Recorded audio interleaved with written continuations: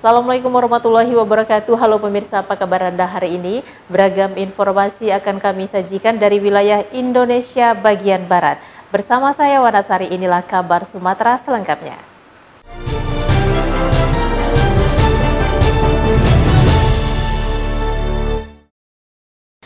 Kabar pertama kami awali dari Sumatera Selatan. Pemirsa, guna meningkatkan profesionalitas dan kinerja di bidang keamanan desa, Bupati Empat Lawang Joncik Muhammad membuka secara resmi kegiatan pelatihan mental dan fisik bagi seluruh anggota Satpol PP Desa se-Kabupaten Empat Lawang. Bertempat di halaman kantor pemerintah Kabupaten, Bupati Empat Lawang Joncik Muhammad secara resmi membuka pelatihan mental dan fisik anggota Satuan Polisi Pamong Praja Desa. Pelatihan ini diselenggarakan dalam rangka meningkatkan pengetahuan dan respek Pol PP Desa dalam menjaga Kamtipmas setiap desa. Pelatihan yang melibatkan seluruh anggota Satuan Polisi Pamong Praja Desa tersebut dilaksanakan selama 10 hari dan diikuti oleh 335 anggota Pol PP Desa se-Kabupaten Empat Lawang. Menurut Joncik, pelatihan ini diharapkan agar anggota yang bertugas di lapangan memahami bahwa tugas yang diberikan kepada mereka adalah panggilan negara dan peran Satpol PP Desa ialah mengedepankan preventif, humanis, bukan dengan cara kekerasan. Dalam rangka pemindahan mental dan fisik, itu penting sekali bagi Pol PP Desa kita agar memahami, ya, pertama tentang kedisiplinan, kemudian nation building, pembangunan karakter kebangsaan, bahwa mereka ditugaskan dalam rangka panggilan negara, ya, luar biasa. Kemudian yang ketiga, kan Satpol PP harus mengedepankan aspek preventif, humanisme, juga harus diajarkan melalui teori-teori di ruang kelas. Makanya ada praktik lapangan, ada di dalam. Pelatihan ini dilaksanakan selama 10 hari dengan sistem 5 gelombang dan setiap gelombangnya terdiri dari 70 hingga 80 orang dengan instruktur dari jajaran TNI dan Polri. Hari ini adalah pembukaan pelatihan pembinaan mental dan fisik bagi anggota Satpol PP Desa. Kita tahu Satpol PP Desa ini program khusus Pak Bupati dalam rangka menjaga keamanan dan ketertiban di Kabupaten Empat Lawang. Untuk total peserta sendiri Pak, berapa banyak? Jumlah pesertanya 335 orang. SOT dari Empat Lawang, Sumatera Selatan, Arwin Zatoni Saputra TV One mengabarkan. Bupati Empat Lawang Joncik Muhammad melepas keberangkatan kontingen asal Empat Lawang dalam rangka mengikuti kegiatan Pekan Olahraga Provinsi Sumatera Selatan ke-13. Sebanyak 172 orang atlet dari berbagai cabang olahraga dilepas keberangkatannya oleh Bupati Empat Lawang Joncik Muhammad. Keberangkatan para atlet ini dalam rangka mengikuti rangkaian perhelatan Porprov Sumatera Selatan ke-13 yang dilaksanakan di Okuraya, Sumatera Selatan. Pada Porprov kali ini, Kabupaten Empat Lawang mengirim kontingennya sebanyak 13 cabur yang terdiri dari cabur pasi, ipsi, wushu, sambo, muang thai, forki, isi, judo, faji, percasi, FPTI, dan taekwondo. Di hadapan seluruh kontingen, Bupati berpesan agar semua kontingen bisa menjaga dan mengharumkan nama daerah. Mengingat dalam pelaksanaan Porprov, Kabupaten Empat Lawang kerap menduduki peringkat terbawah dan berharap agar di Porprov kali ini, Empat Lawang masuk dalam 10 besar, dan bagi atlet yang mampu mempersembahkan medali, Bupati akan memberikan bonus. Alhamdulillah hari ini kita melepas kontingen Porprov Empat Lawang. Dengan pelepasan ini harapan kita semua, saya selaku Bupati Empat Lawang berharap agar kontingen kita terutama para atlet ya bisa memberikan yang terbaik untuk Lawang, bisa berprestasi. Ya. Kita berharap Empat Lawang ini dari Porprov selalu keluar dari 10 besar, bahkan peringkat 1 dari belakang. Dengan pelepasan secara resmi ini kita harapkan pertama menambah semangat motivasi kepada para atlet untuk bertanding karena mendapatkan perhatian dan dukungan secara maksimal dari pemerintah Kabupaten Empat Lawang. Alhamdulillah atlet secara fisik sebelum masuk ke Porprov mereka sudah mengikuti TC Training Center di masing-masing cabornya, lalu kemudian persiapan fisik, administrasi. Insya Allah sejauh ini semua atlet kita sudah siap untuk bertarung di cabornya masing-masing.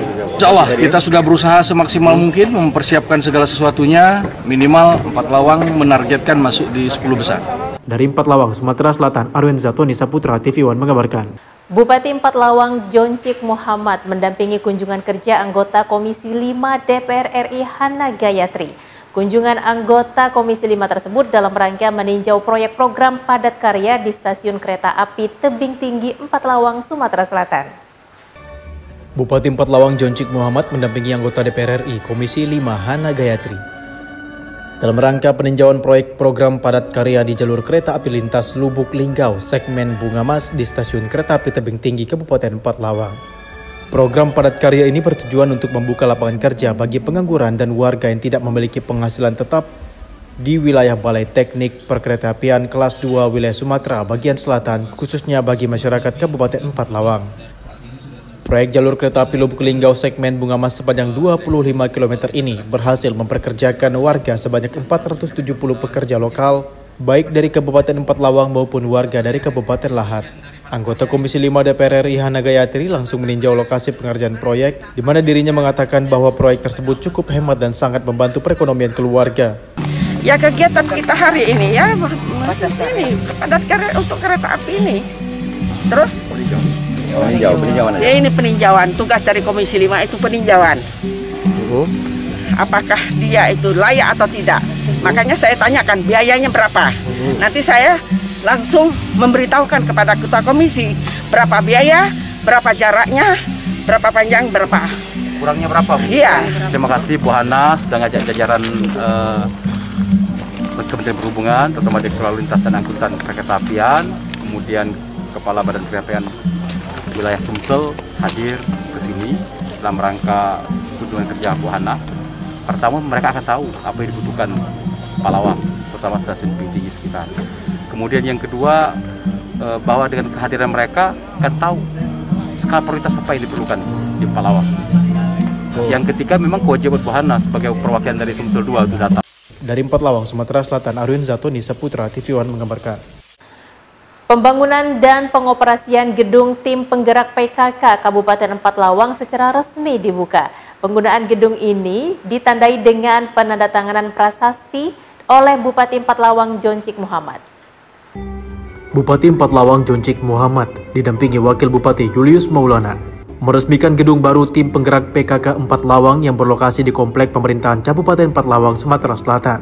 Acara peresmian gedung PKK juga dihadiri oleh Ketua dan Wakil Ketua TPPKK Empat Lawang, Forkopimda Empat Lawang, Ketua DPRD Empat Lawang, Ketua IKATRI, serta tamu undangan lainnya. Bupati Empat Lawang Joncik Muhammad berharap dengan diresmikannya gedung ini, PKK Empat Lawang semakin besar dan peran PKK sangat penting bagi pembangunan di Kabupaten Empat Lawang, serta TPPKK Empat Lawang kelak menjadi yang terbaik di Sumatera Selatan.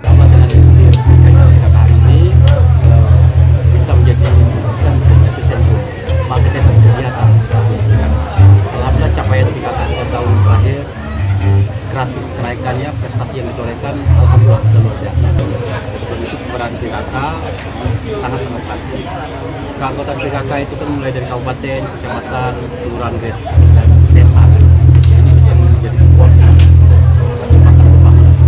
Ketua TPPKK Empat Lawang, Happy Sapriani menjelaskan berdirinya gedung PKK ini akan menjadi rumah tempat berkumpul dan berdiskusi, serta merencanakan segala kegiatan ke depannya. Gedung ini bisa menjadi rujukan bagi tim PKK kecamatan dan desa. Tentu nanti akan banyak kegiatan-kegiatan yang dimulai dari sini.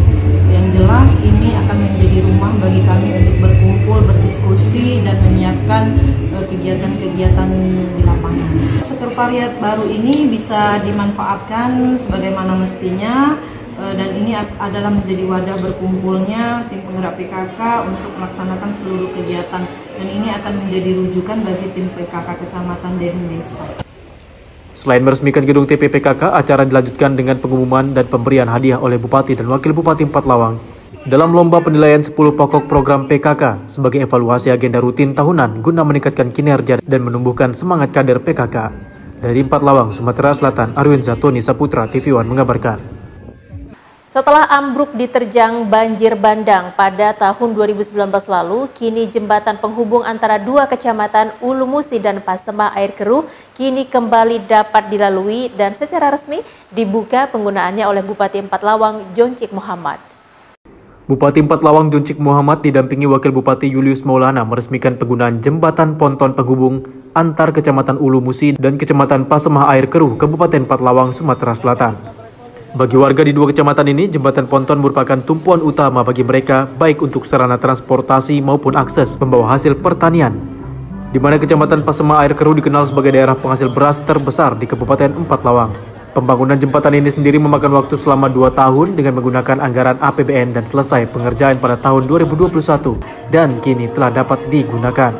Turut hadir dalam peresmian tersebut diantaranya anggota Komisi 5 DPR RI, Dapil Sumatera Selatan II, Hana Gayatri, Forkopimda, serta Kepala OPD dan pejabat terkait di lingkungan pemerintah Kabupaten Empat Lawang.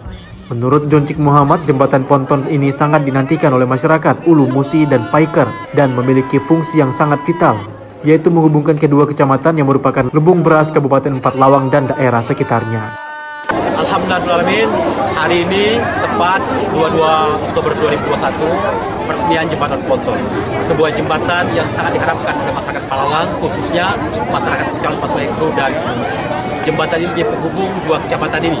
Jembatan ini sangat vital fungsinya karena menghubungkan dua kecamatan yang dua-duanya merupakan lumbung beras, lumbung padi Palawang, penyangga Kabupaten Palawang dan daerah sekitar, Kabupaten Kepahayang, Janglebong, Lahat.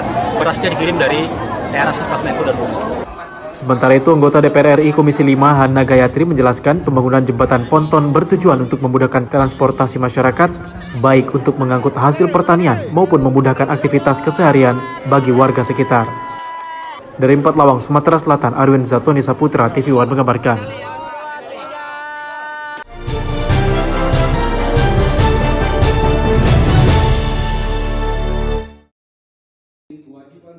DPRD Musi Banyuasin, Sumatera Selatan menggelar rapat paripurna pelantikan pengganti antar waktu atau PAW Wakil Ketua 3 DPRD Musi Banyuasin. Pelaksanaan pelantikan Wakil Ketua 3 DPRD ini dilaksanakan di gedung DPRD di Jalan Wahid Udin, Kota Sekayu, Musi Banyuasin pada Rabu 2 Februari 2022. Endi Susanto menjabat sebagai Wakil Ketua 3 DPRD Musi Banyuasin untuk masa jabatan 2019-2024. Setelah diambil sumpah dan menggantikan Wakil Ketua 3 DPRD yang lama, yakni Haji Rabi. Rapat paripurna pelantikan Wakil Ketua 3 DPRD Musi Banyuasin tersebut dihadiri oleh seluruh anggota DPRD, PLT Bupati Musi Banyuasin, Sekda Pemkab Musi Banyuasin, Ketua DPRD Musi Banyuasin, Kapolres Musi Banyuasin, dan Dim 0401 Musi Banyuasin, serta seluruh dinas instansi Pemkab Musi Banyuasin. Usai dilantik, Endi Susanto mengatakan akan membangun Kabupaten Musi Banyuasin bersama seluruh anggota DPRD dengan mengutamakan infrastruktur jalan yang sangat didambakan oleh warga Musi Banyuasin. Yang jelas kita dalam keadaan visi dan misi kita ke depan, terutama kita akan membangun infrastruktur dulu, karena kan infrastruktur ini banyak rusak, banyak keluhan-keluhan dari masyarakat. Kita akan berusaha memperjuangkan aspirasi masyarakat, itu yang pertama. Yang kedua, masalah ekonomi. Ekonomi ini memang dalam keadaan sekarang itu kan masih COVID-19 ini tetap berlanjut kayaknya. Maka kami berusaha dari pihak partai Persipaan ini berusaha semaksimal mungkin untuk bisa terlaksana dan bisa supaya ekonomi kita maupun jalan kita tetap memperjuangkan dalam aspirasi masyarakat. Sementara itu, Ketua DPRD Musi Banyuasin, Sugondo, berharap Wakil Ketua 3 yang berasal dari Partai Amanat Nasional itu mampu memegang amanah yang diberikan oleh masyarakat Musi Banyuasin.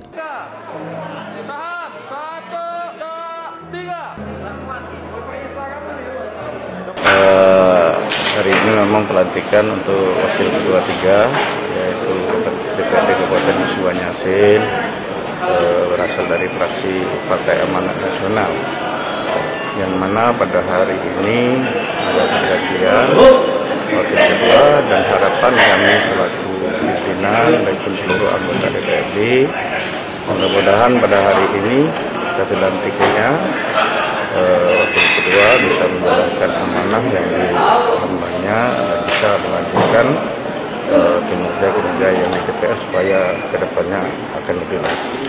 Selesai dilantik, seluruh anggota DPRD Musi Banyuasin serta Forkopimda dan para kader Partai Amanat Nasional memberikan ucapan selamat kepada Endi Susanto. Dari Musi Banyuasin, Sumatera Selatan, Puja Kusuma, TV One mengabarkan.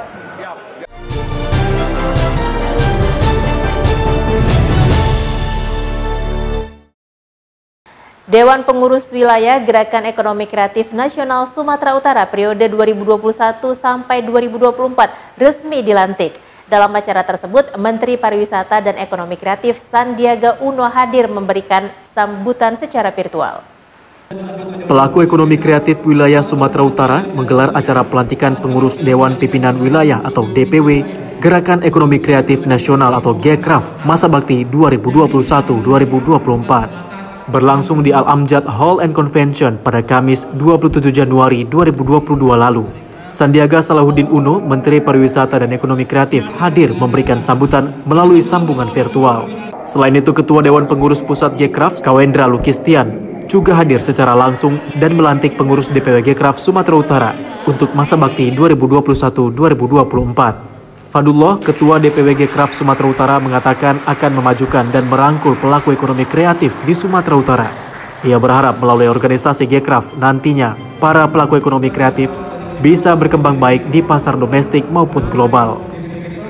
Visi-misinya tentunya tujuan utamanya kita berharap bisa semakin meningkatkan ekonomi kreatif di Sumatera Utara, karena masih banyak para pelaku ekonomi kreatif itu yang belum sadar juga kalau mereka itu di ekonomi kreatif. Jadi kita pengen merangkul para pelaku ekonomi kreatif khususnya di Sumatera Utara supaya bisa lebih berkembang dengan mengikuti organisasi Gkraf. Langkah pertama setelah dilantik, kita akan melakukan rapat kerja dan kita akan berdasarkan divisi-divisi yang telah dipilih nanti mulai menyusun rancangan pekerjaannya untuk setahun ke depan. Kita berharap kita bisa membuat program-program yang tentunya sangat mendukung ekonomi kreatif langsung. Sementara itu, Musa Rajeksa, Wakil Gubernur Sumatera Utara yang juga Ketua Dewan Penasehat Gkraf Sumatera Utara, berharap DPW Gkraf Sumatera Utara dapat menghadirkan inovasi untuk mengembangkan UMKM di Sumatera Utara dan memajukan perekonomian daerah. Dari Medan, Sumatera Utara, tim TV One mengabarkan. Masyarakat Dusun 2 Desa Pantai Cermin Kiri, Serdang Bedagai, Sumatera Utara antusias dalam pembangunan Masjid Al-Hadad. Masjid tersebut ditargetkan akan rampung pada akhir tahun. Inilah Masjid Al-Hadad, bentuknya yang sudah mulai tampak kemegahan dilihat dari sisi luar, walau masih dalam proses pembangunan, namun sangat dinanti oleh masyarakat sekitar. Berlokasi di Dusun 2, Desa Pantai Cermin Kiri, Kecamatan Pantai Cermin, Kabupaten Serdang Bedagai, Sumatera Utara, masjid ini adalah peninggalan warisan keluarga besar Al-Hadad. Berawal dari posisinya sebagai musola, perlahan-lahan masyarakat sekitar pun menginginkan masjid yang besar dan layak untuk salat berjamaah. Dengan hati yang sabar dan antusias warga yang empati membangun Masjid Al-Hadad, diputuskanlah membuka galangan dana yang terperinci secara transparan. Alhasil, kondisi pembangunan Masjid Al-Hadad hingga kini lancar dan tanpa kendala. Ini termasuk salah satu anugerah yang tak pernah kami bayangkan. Tak pernah kami bayangkan, ya kalau kami lihat dari bangunan, alhamdulillah cukup megah ini bangunan kami ini. Ini luar biasa yang tak pernah kami bayangkan.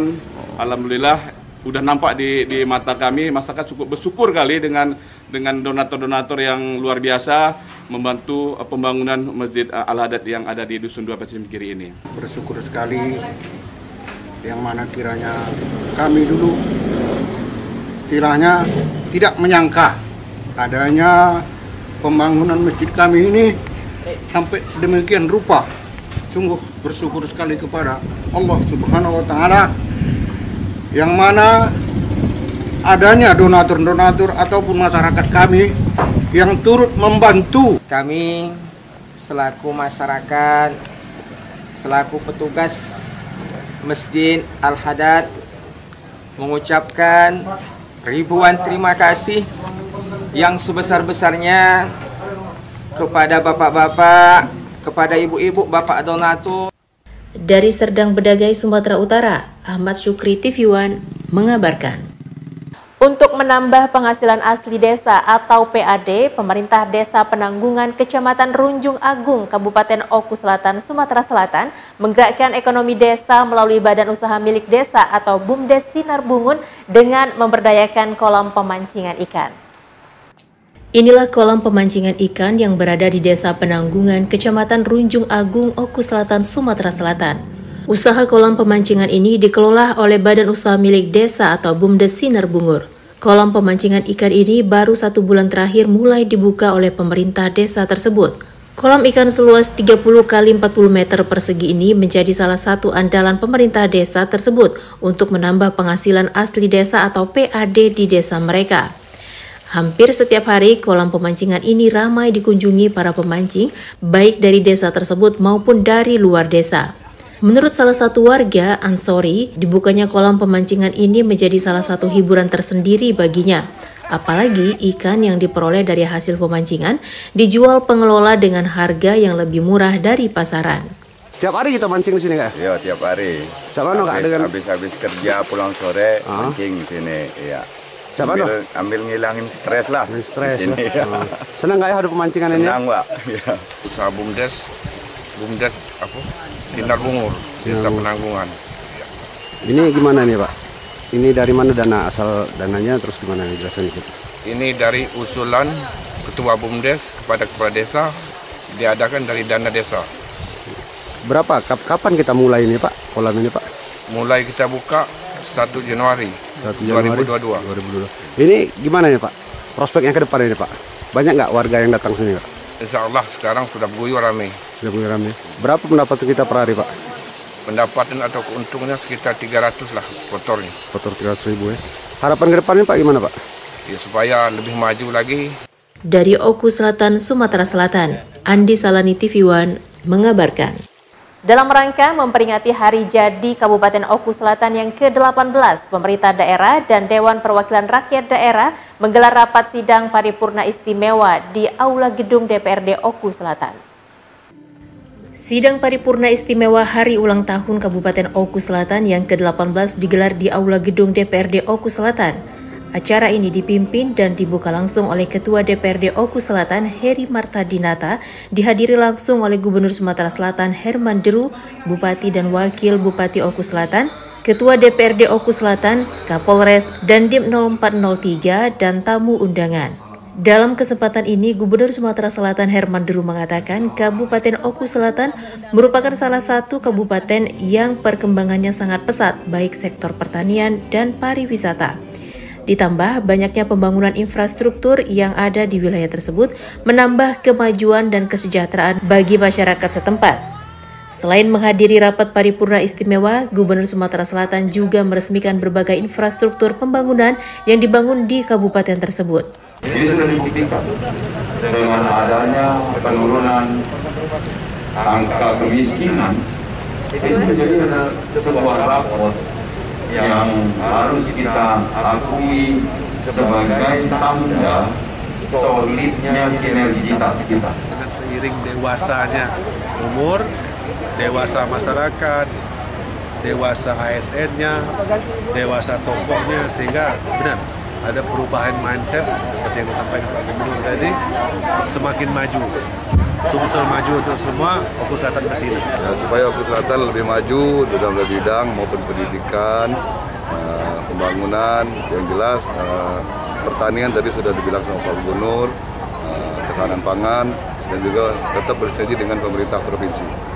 Dari Oku Selatan, Sumatera Selatan, Andi Salani TV One mengabarkan. Warga desa Tanjung Kurung, Kecamatan Buai Runjung, Kabupaten Ogan Komering Ulu Selatan, Sumatera Selatan mengharapkan jembatan permanen karena saat ini akses menuju desa mereka masih menggunakan jembatan gantung. Inilah jembatan gantung yang merupakan akses utama menuju desa Tanjung Kurung di Kecamatan Buai Runjung yang dibangun masyarakat melalui swadaya sejak puluhan tahun lalu. Warga desa Tanjung Kurung yang dihuni sekitar 1.200 jiwa dengan 350 kepala keluarga mengharapkan kepada pihak terkait untuk membangun jembatan tersebut dengan permanen dan dapat dilintasi oleh kendaraan roda 4. Jembatan gantung sepanjang 60 meter di atas Sungai Gilas yang digunakan warga saat ini dikeluhkan masyarakat. Selain membahayakan saat melintas, masyarakat juga kesulitan untuk mengeluarkan hasil bumi di kawasan desa tersebut, seperti jagung, sawit, padi, karet, dan kopi. Jembatan gantung ini bukan hanya digunakan masyarakat desa Tanjung Kurung, akan tetapi masyarakat di beberapa desa di kecamatan itu yang memiliki lahan pertanian yang melewati akses jembatan tersebut. Jika jembatan tersebut dibangun jembatan permanen yang bisa dilintasi kendaraan roda 4 yakni mobil, tentunya dapat meningkatkan ekonomi masyarakat, terutama distribusi hasil pertanian masyarakat menuju kota dan kecamatan. Jembatan ini siapa nggak takut nggak? Takut, paling diusahakan lewat jembatan. Kita tiap hari lewat sini nggak? Iya. Apa kak yang biasa kita bawa?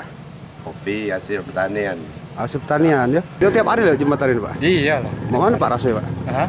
Rasoy Pak? Susah nih Pak, jembatan goyang-goyang, ya? Iya takut. Pernah jatuh nggak Pak gitu?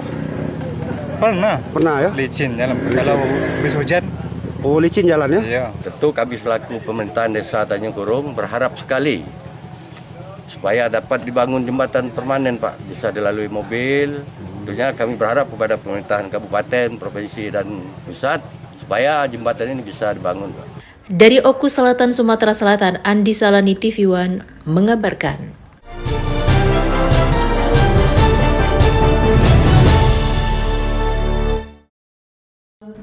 Dalam rangka memperingati milad ke-53 tahun Bupati Batubara Zahir, pemerintah Kabupaten Batubara menggelar zikir dan doa bersama yang digelar di Aula Rumah Dinas Bupati Batubara di Komplek Tanjung Gading.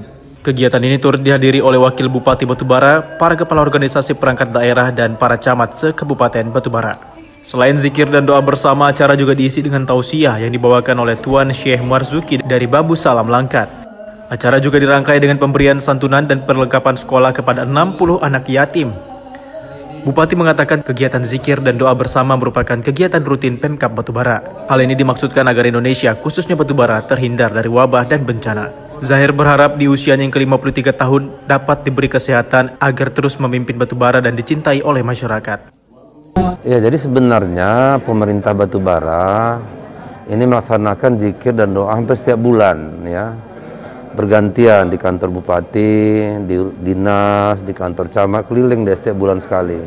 Tapi kali ini kita laksanakan di Aula Rumah Dinas Bupati Batubara. Nah, kita zikir, berdoa agar malapetaka atau wabah yang ada di tempat kita, di Batubara khususnya, di Sumatera Utara, di Indonesia bisa segera hilang dan dicabut, ya. Tadi telah dipimpin langsung oleh Tuan Syekh Babu Salam, ya, Babu Salam yang hadir pada hari ini sekaligus ceramah tadi, supaya pikiran kita ini bisa menjadi bersih kembali. Syukuran di hari ulang tahun saya yang ke-53. Jadi kita buat sedekah anak yatim, mangga anak yatim, zikir dan doa bersama saja. Dari Batubara, Sumatera Utara, tim TV One mengabarkan.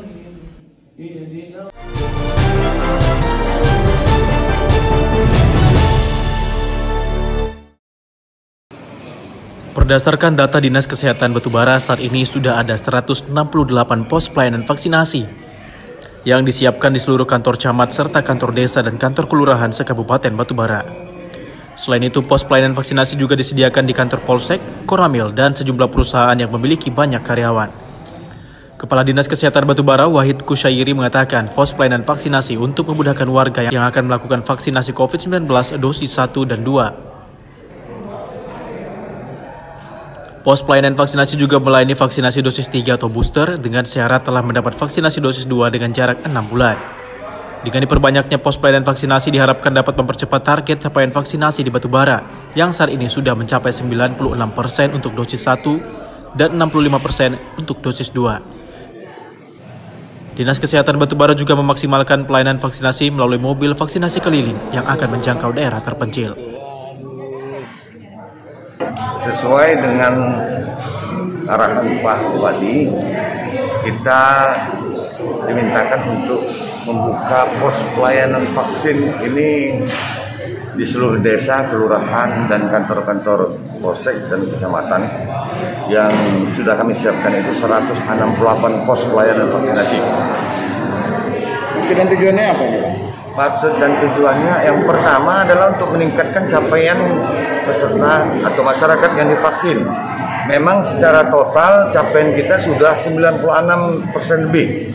Tetapi ada kategori-kategori tertentu yang masih perlu kita tingkatkan pencapaiannya. Dari Batubara, Sumatera Utara, tim TV One mengabarkan.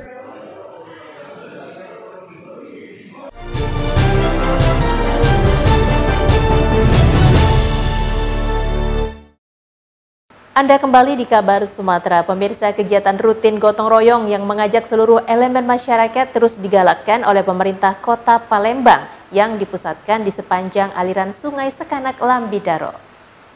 Budaya gotong royong masyarakat kembali dihidupkan, seperti yang dilakukan pemerintah Kota Palembang bersama warga melakukan kerja bakti membersihkan Sungai Sekanak Lambidaro. Kegiatan gotong royong tersebut merupakan kegiatan unggulan Wali Kota Palembang yang akan dipusatkan di sepanjang restorasi Sungai Sekanak Lambidaro dan dilanjutkan di 107 kelurahan di wilayah Kota Palembang. Asisten 2 bidang perekonomian dan pembangunan pemerintah, Ansori, meminta masyarakat mendukung program Wali Kota Palembang dengan bersama-sama menjaga sungai, sehingga ke depan dapat digunakan sebagai sarana transportasi dan salah satu destinasi wisata unggulan di Kota Palembang. Nah, ini kita mengajak masyarakat, ini kan sudah bagus, ini kelihatan sudah rapi, bersih. Ini kita ngajak masyarakat, mari kita jaga sama-sama. Ini kita merestorasi sungai ini, mengembalikan fungsinya. Jadi harapan Pak Wali ini ada lagi transportasi sungai. Jadi kita tidak hanya di darat saja, semua nanti bisa kemana-mana kembali pakai perahu dan sebagainya. Mari kita jaga. Untuk menjaga kebersihan Sungai Sekanak, perahu BBWS akan standby 24 jam agar komunitas dan petugas OP bisa mempermudah membersihkan sampah di sepanjang Sungai Sekanak. Perahu BBWS akan standby terus di sini, ya gunanya untuk teman-teman komunitas dan petugas OP kita untuk membersihkan sampah di sepanjang Sungai Sekanak dan Bidari. Untuk mengatur transportasi wisata sungai ini akan diserahkan kepada pemerintah Kota Palembang. Kegiatan gotong royong kali ini juga ikut dihadiri oleh Ketua Tim Penggerak Pemberdayaan dan Kesejahteraan Keluarga atau TPPKK, serta Dharma Wanita Persatuan atau DWP Kota Palembang. Dari Palembang, Sumatera Selatan, Ganda Kopatra, TV One mengabarkan. Parsadaan Pomparan Toga Sinaga Dohot Boru gelar rapat kerja nasional di Gedung Wisma Naga Hall Jalan Sisingamangaraja, Medan. Hasil rakernas adalah seluruh peserta sepakat bahwa semua aset harus dialihkan mengatasnamakan Parsadaan Pomparan Toga Sinaga Dohot Boru. Rapat kerja nasional Parsadaan Pomparan Toga Sinaga Dohot Boru yang dihadiri oleh pengurus pusat, pengurus wilayah seluruh Indonesia serta Bupati Simalungun Radiapo Sinaga dan Bupati Dairi Edi Berutu. Untuk menghindari penyebaran Omikron, acara diawali dengan tes antigen seluruh peserta Rapat Kerja Nasional 2022 serta dimulai dengan kebaktian singkat. Menurut mantan Ketua Umum Sahat Maruli Sinaga mengatakan setelah berbadan hukum maka harus mengikuti era globalisasi ke depannya. Saat ini diharuskan berbagai sosialisasi dan penyuluhan bagi anggota dalam meningkatkan kesejahteraan. Dengan menurunnya eskalasi COVID kita baru-baru kemarin, ya kita rencanakan ini di 2022, walaupun tiba-tiba Omikron juga menghantui kita, dan kita percaya bahwa kita akan bisa melaksanakan ini, maka kita laksanakanlah acara rakernas ini dalam rangka mengevaluasi kinerja. Yang akan datang ini sudah berubah bentuk. Dalam arti kata, dia sudah berbadan hukum. Yang dulu itu masih volunteer. Nah, dengan berbadan hukum ini akan banyak hal-hal yang bisa dikembangkan. Jadi segala sesuatunya bisa dijalankan dari segi legal, mereka sudah terdukung oleh aspek legal. Saat ini Parsadaan Pomparan Toga Sinaga Dohot Boru sudah berbadan hukum yang berkedudukan di Medan, didirikan dengan akte nomor 1 tanggal 3 September 2021. Pengurus akan mensosialisasikan ke seluruh wilayah Indonesia untuk melaporkan ke daerah setempat masing-masing. Rencananya PPTSB akan melaksanakan musyawarah besar untuk pemilihan ketua umum pada bulan Oktober nanti. Pelaksanaan rakernas sesuai dengan protokol kesehatan. Dari Medan, Sumatera Utara, Martinus Sitorus, TV One mengabarkan.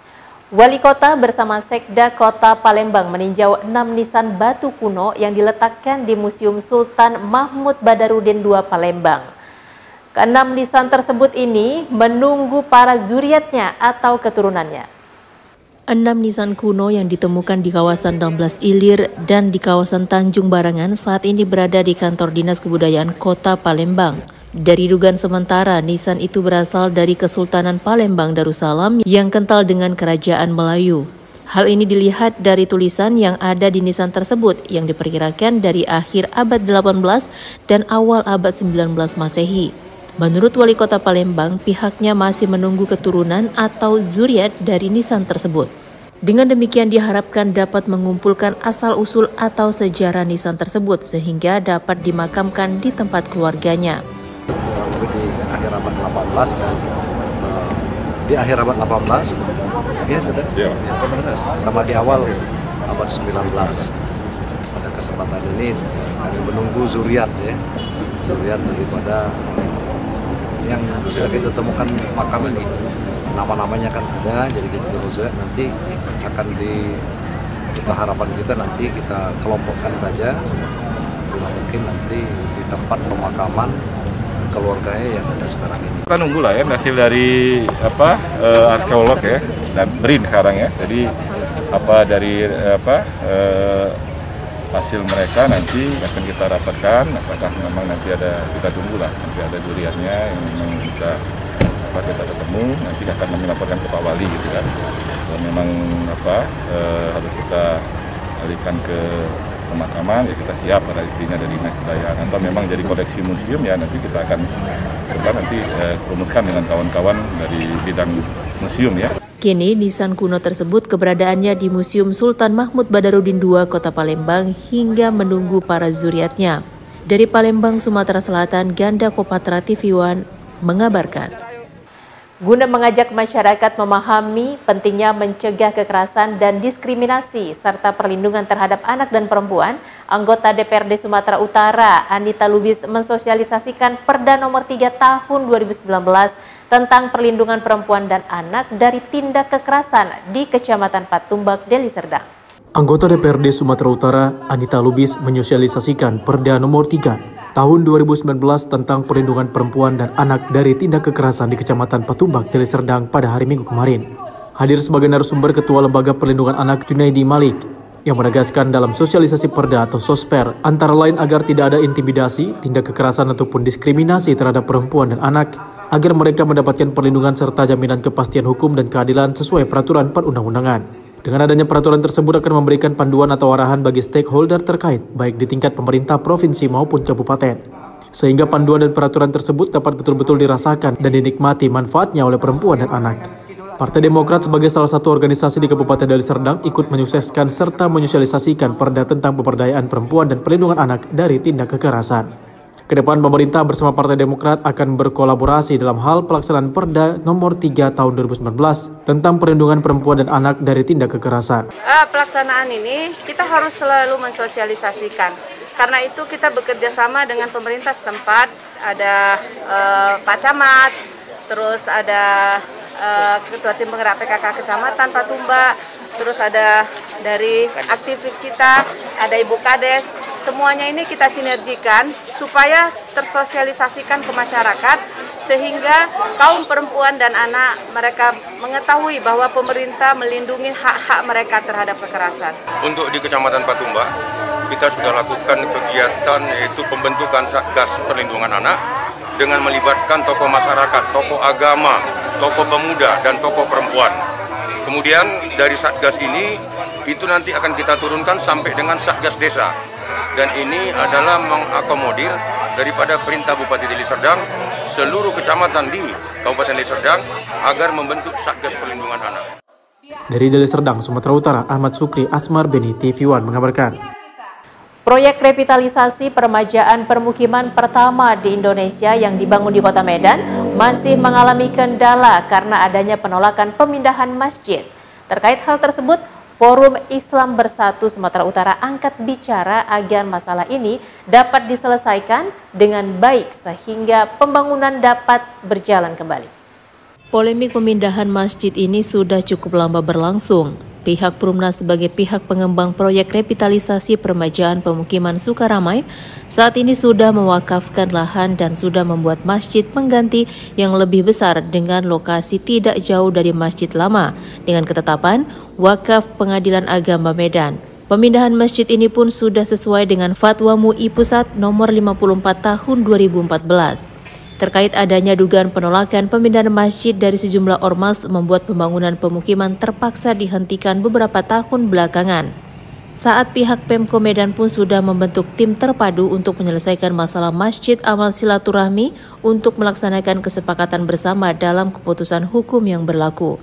Terkait masalah ini, DPP Forum Islam Bersatu atau FIB dan DPD FIB Sumut yang juga tergabung dalam Aliansi Penyelamat Masjid Amal Silaturahmi atau APMAS meminta agar masalah ini dapat diselesaikan dengan baik, arif dan bijaksana sehingga pemindahan masjid dapat terlaksana dengan baik tanpa ada masalah sesuai keputusan hukum yang berlaku, sehingga tidak ada umat Islam yang terkorbankan karena isu-isu yang tak benar akibat permasalahan tersebut. Bismillahirrahmanirrahim. Pernyataan sikap Ormas Islam Forum Islam Bersatu tingkat DPP Sumatera Utara Amar Ma'ruf Nahi Mungkar, bahwa dengan mencermati keadaan yang telah terjadi peristiwa-peristiwa keumatan tentang keberadaan Masjid Amal Silaturahim yang berada di Jalan Timah Putih Sukaramai, hal-hal inilah yang menjadi dasar Forum Islam Bersatu untuk mencari kebenaran dan bukan pembenaran. Maka kami Forum Islam Bersatu mendukung yang pertama, rekomendasi MUI Pusat terhadap istibdal yang dibolehkan. Yang kedua, penetapan PA Medan 204-PDTG-2020-PA Medan. 3. Mengawal penerbitan surat wakaf Masjid Amal Silaturahim yang baru. Yang keempat, meminta Pemko Medan menugaskan tim terpadu untuk menyelesaikan masalah ini kembali. Dari Medan, Irfan, TV One mengabarkan. Informasi tadi sekaligus menutup program Kabar Sumatera. Jangan lupa update berita terkini lainnya di kanal tv1news.com. Saya Wanasari dan seluruh kerabat kerja yang bertugas mengucapkan terima kasih. Assalamualaikum warahmatullahi wabarakatuh dan sampai jumpa.